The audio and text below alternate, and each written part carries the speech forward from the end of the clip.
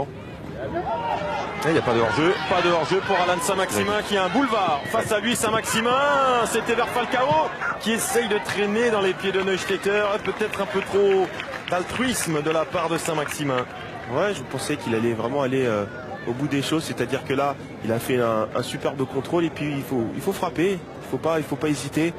Là, il faut qu'il prenne sa chance et peut-être aussi sur ça qu'il faut qu'il travaille beaucoup. Comme moi, messieurs, mais en tout cas, Robin Van Persie, très applaudi sur sa tête. Ah, c'est une star. Peut-être sur le déclin, sur la fin, mais c'est une star. Robin Van Persie, 280 matchs de Première Ligue, 145 buts. Champion d'Angleterre avec Man United, 101 sélections avec les Pays-Bas. Je vais m'arrêter là, sinon on en a jusqu'à la mi-temps. Un petit hors-jeu là. Pas beaucoup. Allez, le coup franc de Youri Tielemans, deuxième poteau. Oh, ça passe à côté, c'est Jemerson qui était là. Il y a eu un choc entre Volkan Demirel et son poteau. Nouvelle belle occasion pour Monaco sur un coup de pied arrêté frappé par Tielemans. Ouais, c'est important encore une fois, ces coups de pied arrêtés là. C'est Jemerson qui se retrouve au deuxième poteau, qui fait l'effort, qui a totalement contourné le mur de Fenerbahçe.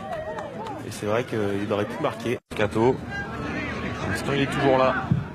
Le solide danois Van Persie qui sollicite pour la première fois Diego Benaglio.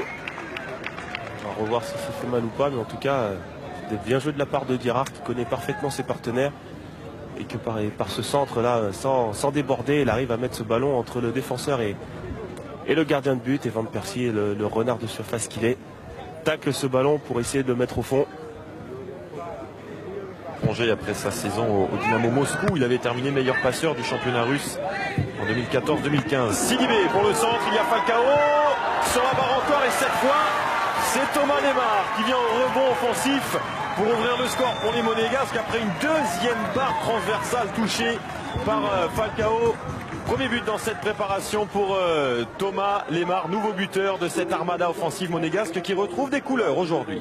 Alors effectivement, une bonne action de la part de Monaco, mais quel ballon de Tielemans, on vient de le dire, il a raté la première fois sur l'action juste avant, mais ensuite il met un ballon pas trop haut qui arrive très très vite pour Sidibé, et le beau contrôle, le bon centre aussi, il faut dire que le centre est fuyant pour que le gardien ne touche pas le ballon, et Falcao qui reprend ce... Exactement, et c'est quasiment de là que viennent toutes les occasions de Monaco. Encore là l'exemple avec cette frappe de Lemar, ce n'était pas un centre, c'était un coup de canon pour l'international français, l'ancien Canet qui oblige Volkan Demirel à la claquette. Et alors qu'on le revoit, tout le monde a peut-être été attentif au débordement de Falcao. Bonilo passe sous Fabinho, c'est Fabinho. Oh, ça passe tout près encore du but de Volkan Demirel. Il frôle la lucarne. Alors là, Fabinho qui a pris sa chance, pardon, ça arrive. Pas facile à dire. C'est la reprise pour tout le monde.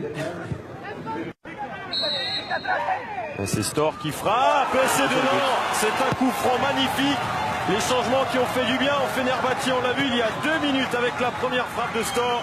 Eh bien le Slovaque cette fois-ci a trouvé la lucarne de Benaglio et un peu contre le cours du jeu tout de même au vu de l'ensemble de cette rencontre. Le Fenerbahçe égalise un partout. Ouais, effectivement, c'est dommage pour Monaco, il fallait attendre un coup de pied arrêté de Fenerbahçe pour marquer. Un peu contre le cours du jeu, mais voilà, comme je l'avais dit au cours de la rencontre, les coups de pied arrêtés sont très importants. Quand on a un bon pied, c'est très important. Et là,